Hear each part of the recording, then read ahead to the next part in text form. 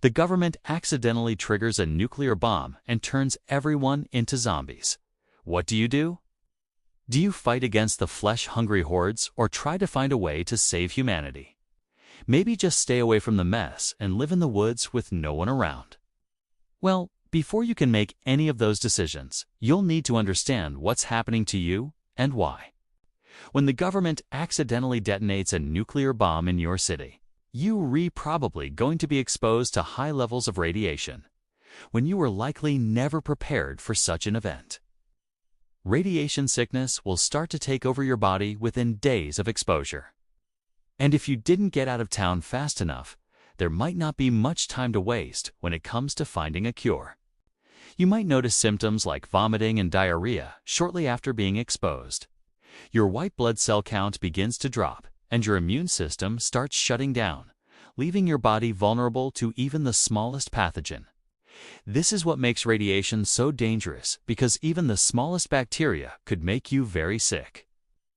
After all, your body has its own internal radiation that keeps you healthy. When that radiation is broken down by a virus or bacteria, it's constantly replaced by your immune system. But when you're exposed to large amounts of radiation from a nuclear explosion, your immune system is destroyed, and it doesn't have the ability to replace this internal radiation. These are just the initial effects. If you survive for longer than a few weeks, you'll begin to notice other side effects. Hair loss, organ damage, and third-degree burns are all possibilities depending on how far away from the blast you were when it happened. And although you might have survived the initial explosion and the nuclear winter that followed, there's another danger lurking in your body that will eventually catch up to you. Gamma rays can change the chemical composition of matter at the atomic level, meaning you might not just be physically wounded, but chemically as well.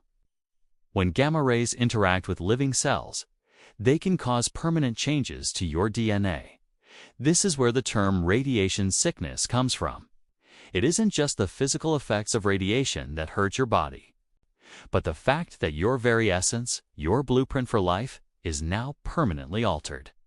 Some of these changes might not manifest until years later. You could pass on your new mutated DNA to future children who might suffer horrible birth defects as a result. But something tells us you won't be thinking about kids in this situation. The changes caused by radiation can also affect your personality and alter your brain chemistry. So not only could you be battling the urge to rip out someone's throat, but fighting the urge to rip out someone's throat. Your mind could be telling you that it's okay to kill others. This brings us to the real question. Does the government have a solution for this problem? How do they deal with the fallout of their mistakes? Well, there is a solution, but it's not exactly a friendly one. The procedure is called a complete blood exchange, which sounds almost peaceful. It really means that we drain every last drop of blood from your body and replace it with blood from someone else.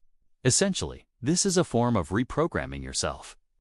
But instead of zeros and ones, we're dealing with blood types and plasma.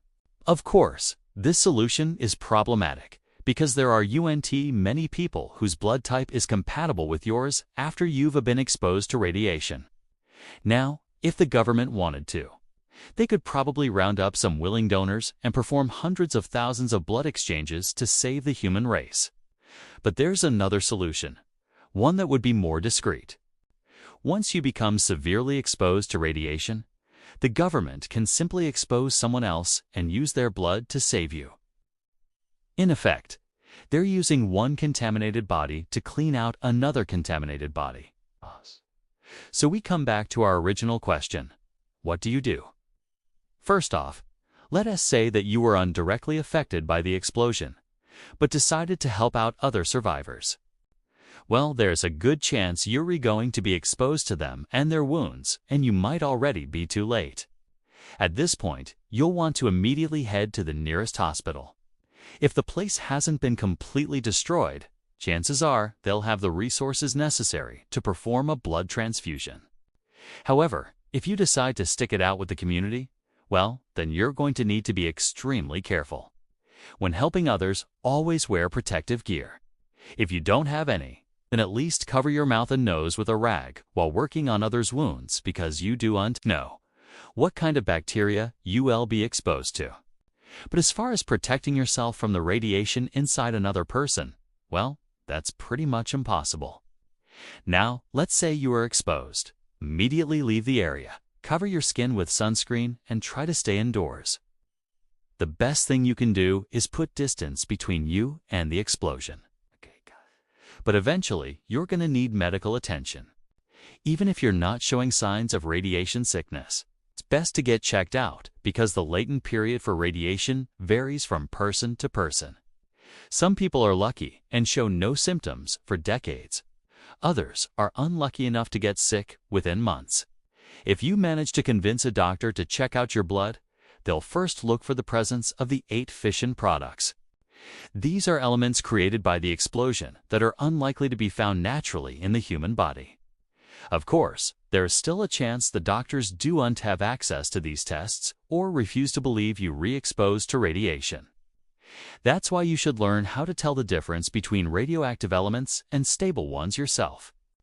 We suggest reading up on iodine 131, strontium 90, cesium 137, cobalt 60, plutonium 238, neptunium 239, uranium 235, and americium 241. With this knowledge, you'll be able to scan other people for radiation, too, which could prove useful as you try to find a cure. Ultimately, we may have just given you the motivation to watch more videos. Congratulations, you just exposed yourself to radiation. Oh wait, no, you didn't. Just kidding. It's unlike a real nuclear bomb. This video isn't deadly, but we hope it was educational